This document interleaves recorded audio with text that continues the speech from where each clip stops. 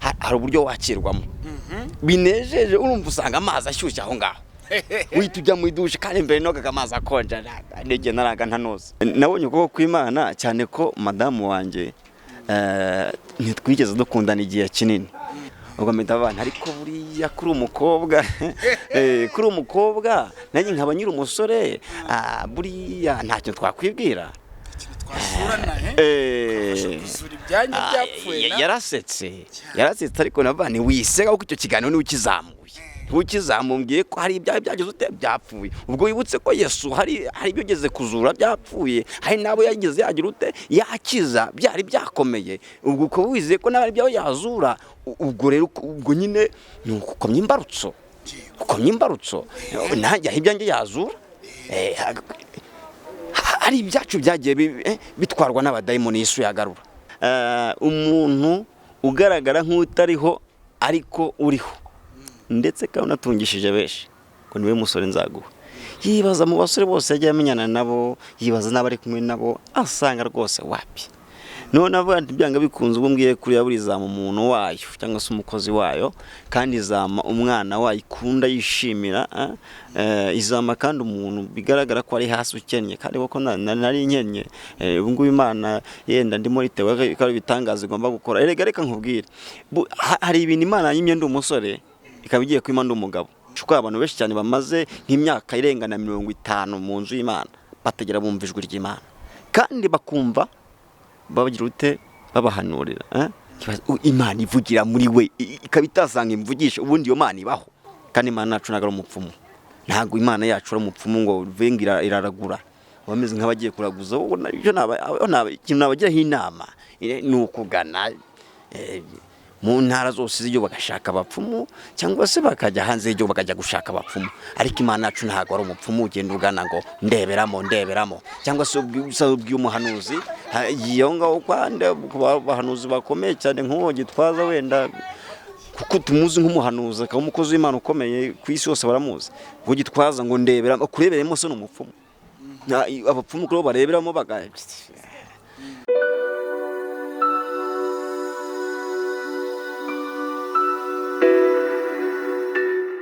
nanone ndabasuje mwese mudukurikiye kuri Legacy TV ni Didi Wise kuri mic ya Legacy TV nizere mwese ko mwakoze subscribe batabikora muhite mubikora none aha mwaramukunze ni umukozi w'Imana ni umuhanuzi yewe afite byinshi yabagejejeho noneho muri no misi ameza ati Abayeho ati Misigaro Paul wa undi mwakunze mu buhamya bwe butangaje twongeye guhura nyuma yuko yakoze igikwe yaciye imvugo ya nta gikwe reka tumurebe twamusuyiwe mu rugo ariko aranaduherekeje kuri swaga za danje muramubona nawe ye baba we muraho neza kazi nanone kuri Legacy TV yego turagusubuje wabaye nyine wo mu rugo ntabwo tubitindaho uri umugenzi wacu yego andi makuru ubu ngubu amakuru ni meza umeruka ndi umusore kuri umusore urabona ko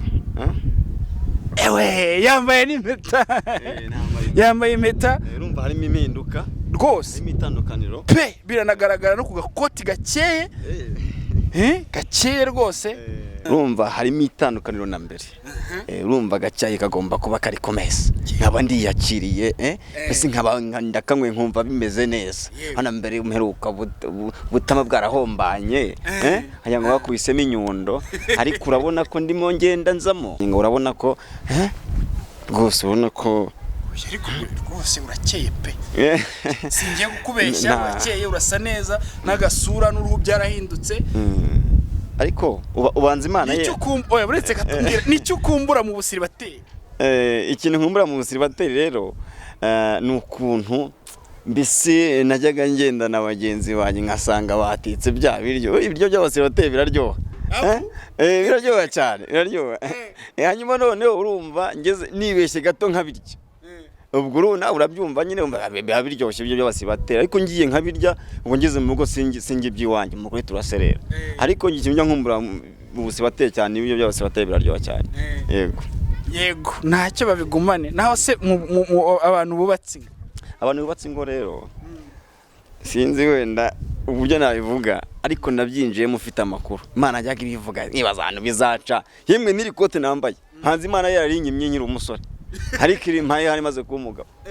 Nta kote nagiraga. Kurabona ko nta kote nagira we nayo ifite amakoti ariko atameze neza.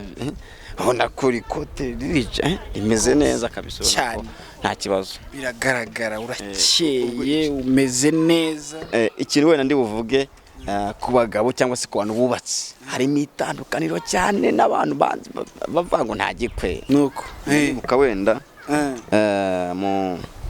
muri gahunda z'abagabo cyangwa se mu nshingano abagabo bafite birumvikana ni ugufata neza umugore, ndetse kandi ni ukuba umugabo agomba kuzuza buri kimwe cyose mu rugo, ikintu nkenerwa mu rugo. Urumva kugira ngo ubeho neza n'umudamu cyane cyane biraza kuza bikomotse cyangwa se birava ku mugabo cyane. Birava ku mugabo cyane kuko arava mu rugo yagiye gushaka, birumvikane ko nataha ari butaye imbokoboko, birumvikana hari ibyo ari buzane kugira ngo madamu abashe kwishima. Hanyuma mu gitondo cyangwa se n'igihe utashye, wenda utashye nimugoroba, hari uburyo wakirwamo binejeje. Urumva usanga amazi ashyushye aho ngaho wihita ujya mu idushe kandi mbere nogaga amazi akonje ndege naraga ntanoze ni rwose ngeneraga ntanoze kubera impamvu z'uko ntashye bitinze kandi amazi akonje, none ubu ndi gusanga amazi ashyushye cyane.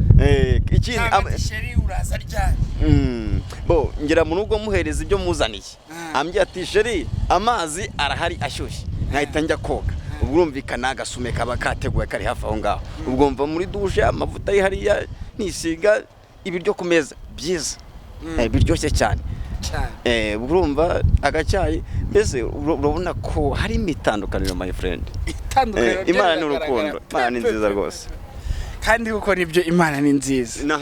Ntahandi biva usibye mu gusenga, guhamagara Imana cyane. N'ubu ngubu nari mvuye gusenga ariko gusenga mvuga si kwa kundi kwa bikijyari umuntu ajya gusenga mbese hari inyungu zindi akeneye mu buryo bwo mu mubiri, avuga ati Imana nkeneye iki, Imana nkeneye iki. Ibyo turaza kubigarukaho. Ahubwo ubukwe bwawe bwabaye ubukwe bw'igitangaza, bugeze no kubiganiraho. Twibutse ukuntu rwose wabonye ukuboko kw'Imana mu bukwe bwawe. Murakoze cyane. Nabonye ukuboko kw'Imana cyane ko madamu wanjye ntitwigeze dukundana igihe kinini. Ikindi twashakanye nta butunzi mukurikiranyeho, nanjye ntabwo nkurikiranye, twe twarahujwe n'Imana yabikoze kugeza amagingo rero. Gishima Imana kuko byabaho bisa nkaho bigize uko ibaza ibintu twateguye mu byumweru 3 gusa kandi nkona birakoretse. Kandi hashize wenda nk'ukwezi kumwe mumenye cyangwa hashize nk'amezi nkana ariko bitari mu bintu by'urukundo.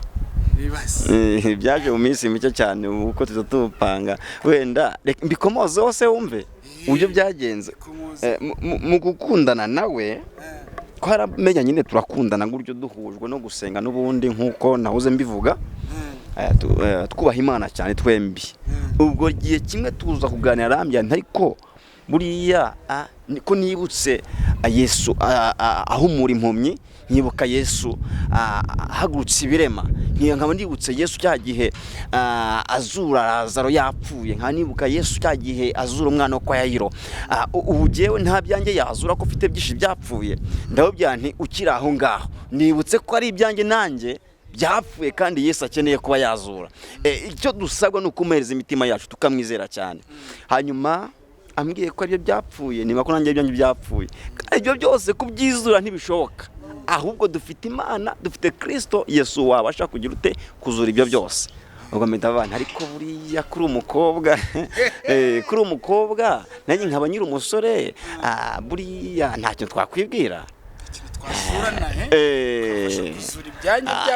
Yarasetse ariko nabane wisega kuko icyo kiganiro ni ukizamuye ko hari ibyaha byagize ute byapfuye. Ubwo wibutse ko Yesu hari ibyo ugeze kuzura byapfuye, hari nabo yageze yagira ute yakiza byari byakomeye. Ubwo uko wizeye ko nabari byaho yazura, ubwo rero ubwo nyine ni ukomye imbarutso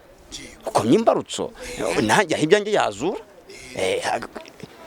Hari ibyacu byagiye bitwarwa n'abadayimoni Yesu yagarura.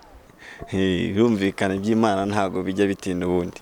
Iby'Imana burya naho uko wabikwepa kose biraza, nubwo wamara n'imyaka ingana gute biraza bikaza rwose, nubwo bagufungirana mu nzu bica munsi urugi bikaza kagusanga mu nzu. Uti hari ibyapfuye wawe nanjye hari ibyapfuye wanjye. Hari ibyapfuye ku rwego ruhande, ariko ndumva ukomye imbarutso. Nanjye ibyapfuye kandi ibyo bintu ntabwo njye nabizura, cyakoze Imana yabasha kubizura. Imana yo kubizura rero iti nkabibazuriramo, uzurira uriye ibye nanjye nzu bigende gutyo, hamuzurirane kabisa ibyanyu muhite munabana cyane, kandi mbona birakoretse. Kose buriya mwana w'umukobwa babwira bati nyamara tubane nawe agahita abyemera, abahungu ne bajya bakunda kuvuga bati nk'ubwo se nk'uwo mukobwa utangoye na gato, buriya koko ibi bintu ni sawa? Jewe nta makuru afite menshi kurenza ayo yari afite. We yari afite amakuru menshi cyane Imana yagiye imuha. Ngira ati nzaguha umuntu umbeze gutya na gutya, umuntu ugaragara nk'utariho ariko uriho, ndetse kandi unatungishije benshi ko niwe musore nzaguha. Yibaza mu basore bose yagiye amenyana nabo, yibaza n'abari kumwe nabo, asanga rwose wapi. None avuga ati byanga bikunze ubwo mbwiye kuri yaburizama umuntu wayo cyangwa se umukozi wayo, kandi izama umwana wayo ikunda yishimira, izama kandi umuntu bigaragara ko ari hasi ukennye, kandi koko nari nkennye. Ubu ngubu Imana yenda ndimo ritewe ko ari bitangaza igomba gukora. Erega reka nkubwire, hari ibintu Imana yimye ndi umusore ikaba igiye kwima ndi umugabo. Ubu nizeye ko ibitangaza bigiye gucika, bigiye gukoreka rwose, mbone biremeye, mbone nije mu rwego ntabasha kumenya. Yego, uvuze ibitangaza usa nk'ukomye ibuye rwose, ukoze hasi ukanyibutsa ibuye. Ibitangaza hari ukuntu rwose nkamwe b'abahanuzi mugira gutya mukabona ibintu mu buryo bw'umwuka, nk'uko wa mugani ujye unavuga uti umugore wanjye naramweretswe nawe kandi yari yaranyeretswe. Bigenda gute kugira ngo kuko ubone ibyo bintu? Ubushize bwo tuganira nigeze nabivugaho, mvuga uburyo wenda najyaga menya umuntu nzashaka uwo ari we, ko nigeze narwara ngera kure cyane, ariko ndwazwa n'umuntu mbese we waravuganye n'Imana, yari umukobwa wari ugize imyaka nka 45 atarashaka. Hanyuma umukobwa niwe wajya ndwaza abandi bananiwe, akajya nterura akanjyana muri douche, agahamagara umugabo cyangwa se umusore byatugenda ujya koza Paul. Noneho nyuma yaho maze gukira nibwo naje vana Imana, kubera ko nibutse umukobwa ugeze wandwaza, imbaraga yari afite zo kunterura abandi bananiwe. Ndifuza ko nujya ku mugore uzaba umugore byibuza undusha ibiro, ku buryo ndamutse ndwaye yajya nterura akahita njyana muri douche. Ariko ibyo byose si umudamu wanjye uramuzi? Waramuboye? Wabonye ko afite imbaraga, mbirasi urumva yajya kugera iwanjye yamaze kugeza kwa muganga. Niko bigenda ubundi. Ese ubundi buriya nk'akabazo k'amatsiko, buriya ajya guha umunyenga kwa kundi akarosa akaguterura kwa kundi bajya babikora? Yego, ajya nterura rwose akampeka rwose, akanterura ati mugabo mwiza Imana yakuvuzeho, nanjye nkavuga nti mugore mwiza waziye igihe kandi waje uri mu isezerano ry'Imana yasohoye. Kuvuga ngo ni isezerano ry'Imana ryasohoye. Nubwo ariko twahuye n'intambara tumaze gushakana, twahuye n'intambara ariko kubera byari mu mugambi w'Imana mwahuye n'intambara. Izihe ntambara tuganiriza kuri zo ntambara? Muri igeze yavuga amagambo akomeye mu ndimi, aravuga ngo ndetse n'umwana muto uzi gusenga Imana ntago azagira ubwoba, azafashwa, azabeshwaho. Ni ukuvuga ngo icyo cyatsi kuvuga ko kubaho k'umuntu cyangwa se ko nk'umuntu wigeze wakizwa cyangwa se wacu umwami Yesu umukiza, ntago azatinya, ntago azagira ubwoba, azabeshwa no gusenga.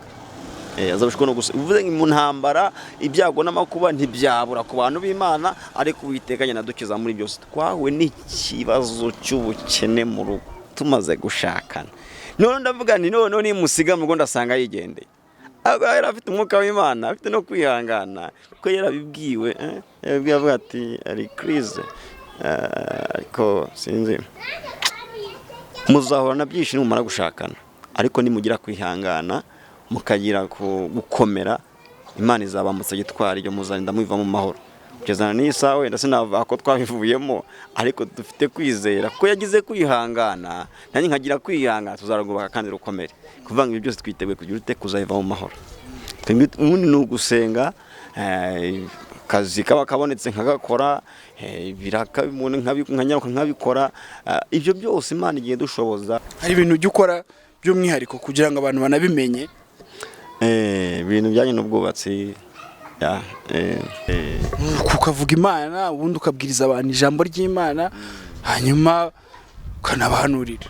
Niko bigenda ariko ari ibintu mujya mwitiranya. Ubundi guhanura ni iki? Kuvuga ngo ukabahanura ubundi umuntu ahanura byagenze gute?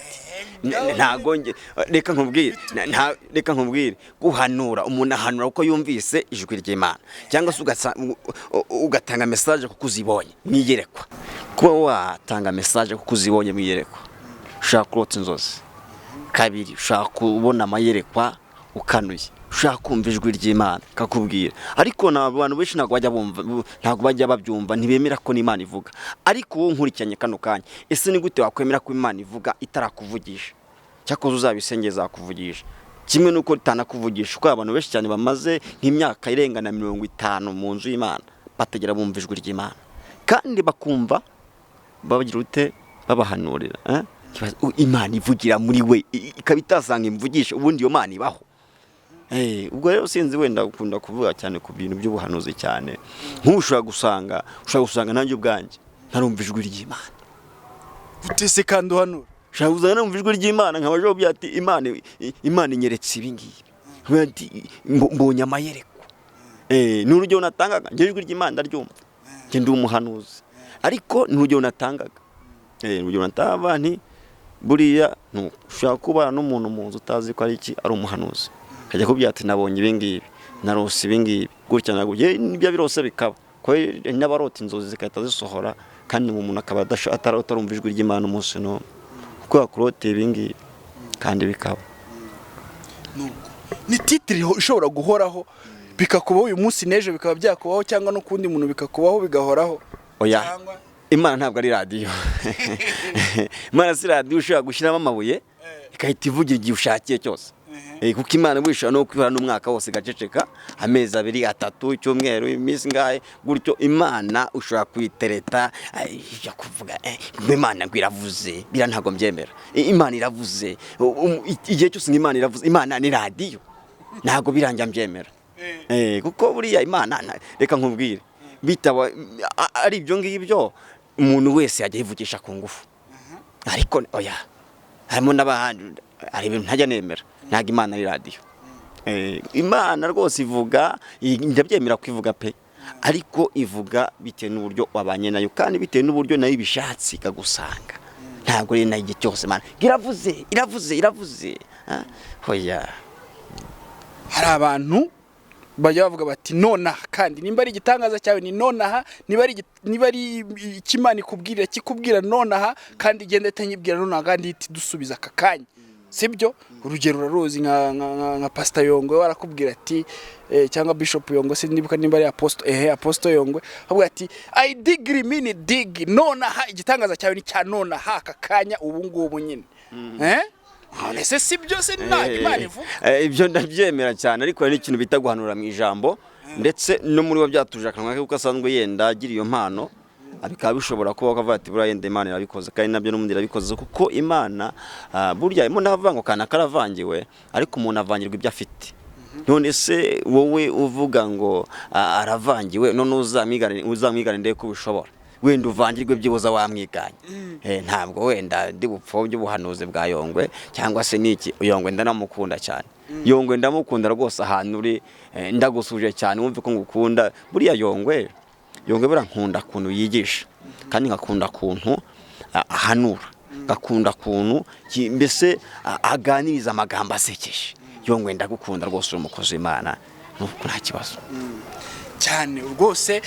Hari noneho abantu bakunda byanze bikunze ko Imana ivuga bagategereza bakavuga ati icyo ari cyo cyose Imana ibanze igomba igira ikibivugaho. Nimba ngiye hariya kwa Yongwe ntigire ikimubwira ndajya kwa Gitwaza nawe mpaka iki kintu Imana ikivugeho akazenguruka insengero zose ashaka ijwi ry'Imana kandi Imana mpaka imukoreho imuvugeho. Mbona byeze muri abantu nk'abo ngabo ntago bajye bakunda gusubizwa, ahubwo bagiranwa cyane n'abantu bagiye kuraguza. Kandi Imana yacu ntago ari umupfumu, ntago Imana yacu ari umupfumu ngo vengira iraragura. Bameze nk'abagiye kuraguza, ibyo ikintu nabagiraho inama ni ukugana mu ntara zose z'ibyo bagashaka abapfumu, cyangwa se bakajya hanze y'ibyo bakajya gushaka abapfumu. Ariko Imana yacu ntago ari umupfumu ugenda ugana ngo ndeberamo, cyangwa se ubw'umuhanuzi iyo ngaho kwande abahanuzi bakomeye cyane nk'uwo Gitwaza wenda kuko tumuzi nk'umuhanuzi akaba umukozi w'Imana ukomeye ku isi yose baramuzi. Ngo Gitwaza ngo ndeberamo, kureberemo se n'umupfumu. Abapfumu ko bareberamo ibyo ngibyo ntago yewe. Abantu nk'abo ngabo bakwiye gufungiranwa ahantu babafungirana, hanyuma hakaza umuntu akabigisha, mbese apana ibintu by'akavuyo cyangwa se hari abantu benshi, bakabafungirana ahantu habonyine maze bakabigisha uburyo Imana ikora ndetse n'uburyo Imana igira ute ivuga. Ntago Imana ivuga n'abantu bagiye kuraguza, cyangwa se n'abantu baje kugira ute basa nk'abaje kuraguza. Nyaboneka mbariza Imana dore byanze. Abantu nk'abo barahari ariko iyo uje gushaka ubuhanuzi cyangwa uje gushaka kugira ngo wumve icyo Imana ivuga, hari igihe Imana igira ikoresha babahanuzi babandi n'ubundi, cyangwa se mwe bigeze kuba abahanuzi izo Mana bakaba batakizifite, bakaza bakagira ute bakakuvangirirwaho, mbese Imana ikagusheshenga kuko umeze nk'ugiye kuraguza. Wagiye gusenga se n'umutima mwiza ukagira kwizera, cyebanizera muri Bibiliya, ukagira kwizera ko ari Imana yakora. Njye no gushaka umugore jewe kina na invitation nigeze ntanga, nyine nafataga telefone nkaba ndahamagaye, nafashe telefone, allo ni Misigaro Jean Paul, mfite ubukwe itariki zinizi, none se ko nta invitation wampaye? Nta invitation. None se ushobora kwibaza invitation nayikuye inoti ya 5 yo kuba nakwandikisha invitation, nta kintu nari mfite. Nta inoti ya 5 nari mfite yo kuba nakwandikisha byibuze na invitation zinge ngo nzihe abantu b'ingenzi.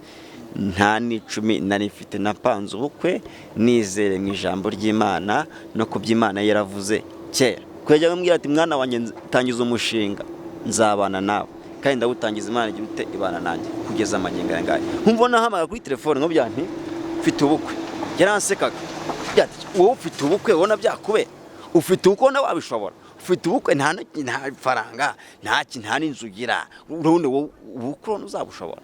Ariko mbona Imana ngize ute mbona Imana irabikoze kuva kwizera Imana byonyine, kwizera kurarema. Madama za nta mafaranga ankurikiranyeho, nta nzu, yanze abasore beza bafite amazu, bafite amafaranga, afite ubucuruzi. Ubonye ko afite umudamu mwiza, umudamu nta diamond afite, nta diamond afite rwose. None niwo bikomojeho rero hita ubingeranyiriza abapasiteri cyangwa se wenda kujya gushaka ijambo Imana iri buvuge byanze bikunze, cyangwa ubupasiteri n'ubuhanuzi bw'iki gihe n'ubupfumu. Ubona hari isano bifite cyangwa byabyo ni ibi uribona ute? Abantu bari bafite umwuka w'Imana ariko ntago kibariho, basigaye bakora nk'abapfumu.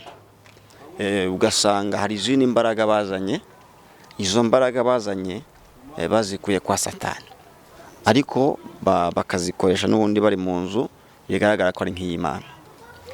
Ubwo n'ubundi bagakora bameze nk'iki nk'abapfumu kwa kundi. Ni ibintu bishoboka cyane kandi binariho biriho.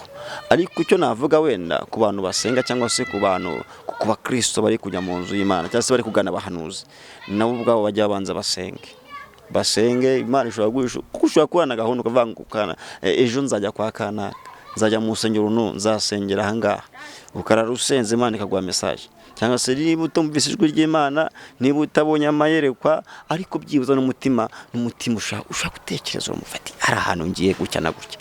Ariko Imana ishobora no gukubita iyerekwa nawe ubwa kagusanga rwose kakweho byati ari ahantu ugiye si gucya, kuko abakozi b'Imana benshi cyane bagiye barambika ibiganza ku bantu bari bameze neza, baguwe neza, badajya mu bintu by'ibyaha bikomeye byo kwiba n'ubusambanyi n'iki, ahubwo barambitseho bya biganza byabo ngo ni ababishopu, bahita batangira kubite gusambana cyane. Bivuze ngo ahubwo hari izindi mbaraga babashyizemo, icyo tugomba rero gukora nk'abakristo cyangwa se abantu bagomba kumenya, bagomba gukora ni ukuba maso bakagenzuza umwuka wera, kuko abantu bagana aho bajya harimo abakozi b'Imana b'ukuri, abahanuzi b'ukuri, ariko harimo n'abakora nk'abapfumu bafite izindi mbaraga bavanye kwa Satani. Aba bapasiteri cyangwa se abakozi b'Imana bakorera Imana koko ni abapasiteri cyangwa se abo bantu bitwa abakozi b'Imana ariko atari abakozi b'Imana b'ukuri, umuntu yabatandukanya gute kugira ngo n'ababagana bahitemo uko bagana babagana?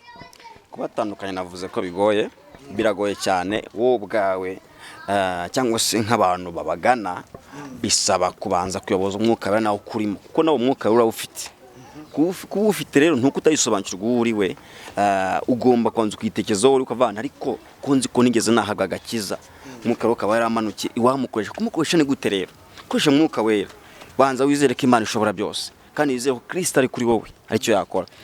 Kugira ngo uzatandukanye umupfumu n'umukozi w'Imana bizagora cyane, ko bose bagira ute uzasanga igihe kenshi na kenshi bakora kimwe kandi bose bahuriye mu nzu y'Imana.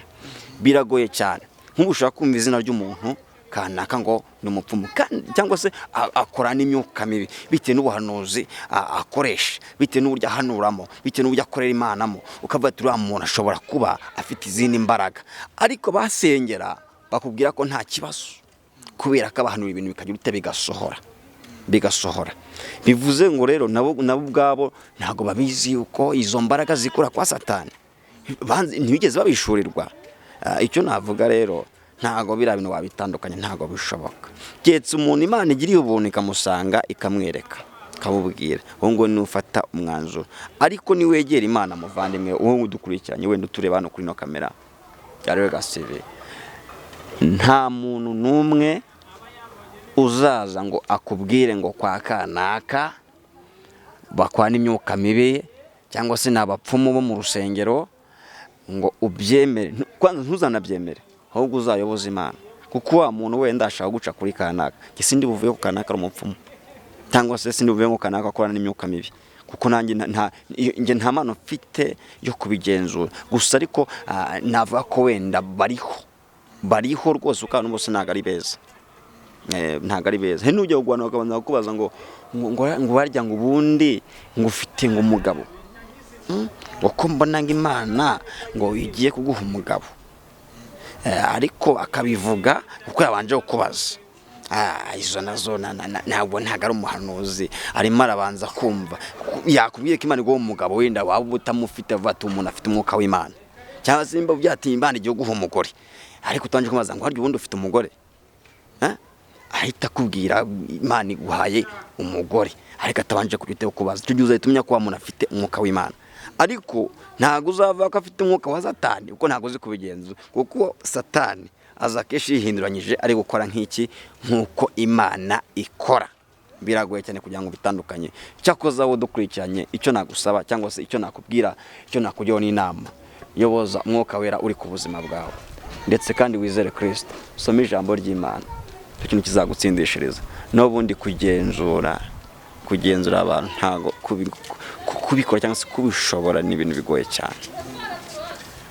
Urakoze cyane rero, turagushimiye Misigaro Paul, mwaramumenyereye cyane, muramuzi, kugira ngo rero bibutse nimero zawe za telefone, kugira ngo nushaka kukugisha inama, nushaka kugira ngo ube wamubwira uti rega nta kibazo, niyo waba udafite amafaranga waba ukora, azakubaza uko wabigenje, cyangwa se niba ashaka no kugira ngo muganire ku ijambo ry'Imana, umusengere, hanyuma n'Imana nigira ikikwereka unamuhanurire, babwire. Murakoze cyane. Icyo navuga hanini wenda cyangwa se icyo navuga ku bantu bari badukurikiranye, ndabakunda kandi ndabishimira cyane, kuko kuba ngiriho, kuba ngihumeka nuko ari abantu benshi cyane Imana yagiye ikoreramo, mbona irabakoresheje. Abantu bagiye baza kunsura iwanjye maze gushaka na madamu, uburyo nakoze ubukwe byari ibintu bikomeye. Urumva nahoze mbikomoza vanti by'ubwanjye nta invitation nigeze ntanga, si uko ntabyanze, ahubwo nuko nta bushobozi narifite bwo kwandikisha invitation habe namba. Madame akambwira ngo gira kwizera bizashoboka. Nkabya nti wa mugore ubundi ubwo nturi umusazi, ubona bizashoboka, ubona ubukwe uzaba. Hamya ntibuzaba. None nibwo nagize ute, nibwo nibutse ko mu kwezi kwa gatandatu narose inzozi ngo nakoze ubukwe ku itariki 9 z'ukwezi kwa 9, ibyo tari mu kwa gatandatu. Hanyuma mu kwezi kwa 8 ku itariki 16 nibwo nagiye kwandikisha umurenge, barambwira ngo tuguye itariki z'ukwezi, itariki 9 z'ukwezi kwa 9. Nibuka ko izo tariki nigeze kuzirota mu nzozi, mpita mvuga ntoke sawa, itariki bama nigeze kuyirota. Nahise mbigira gutya nabinanga inoreka mpita mbihuza byose, umurenge n'ubukwe byose no mu nzu y'Imana. Nahise mbikora rimwe nk'ubukwe ari kuwa 4, kandi ndabikora mbona byose birabaye. Ni ukuvuga ngo rero kugeza amaginganga jewe ndashimira Imana. Wowe icyo nakubwira udukurikiranye kuri Legacy TV, ikintu ndi buvuge ntabwo gukora amafaranga, ubukwe suko ufite amafaranga.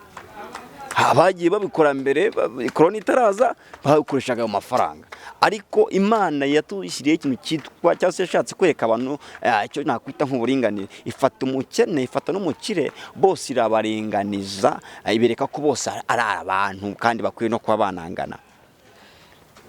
Wari ufite amafaranga n'utayafite bakoze ubukwe busa, kuko abantu bari bafite barangana bose. Siko bimeze. Byatumye mvanti rero koko Imana amahoro ubukwe yishimira cyane cyane, si uko ufite abantu benshi, si uko ufite amamodoka menshi, si uko ufite amafaranga menshi, ahubwo ubukwe Imana ishaka ni ukuba ubucishije mu buryo Imana yishimira, utishingiye. Witinya gushaka ngo nta mbese ngo ucikwe intege n'abandi bakubwira ngo nta gikwe, urabona uzageraho n'uzashobora iki. Umugore akosoma, ahubwo uri muri kosoma cyane, kuko ye ubwo mpita mvuga mbere najyaga ndya amafaranga ibihumbi nka 3, 2, ariko ubu ngubu inote y'igihumbi tuyirya ku manywa ndetse no nijoro, ukashaka guteka ibiryo ku manywa na nijoro tukabiryaho kandi bigashoboka. Ubwo rero abasore barya amafaranga menshi. Kora ubukwe wa musore we, nicyo mwifurije. Kora ubukwe wa mukobwa we, icyo mwifurije. Abakubya ko nta gikaba bafite abadayimoni benshi utabasha kuba demoni nk'ibihumbi nk'ijana. Ubwo rero hacyo bita kwizera, wizera Imana kandi nayo izabisohoza, izabikora haboneke impinduka ku buzima bwawe. Imana ibaho umugisha mu izina rya Yesu Kristo.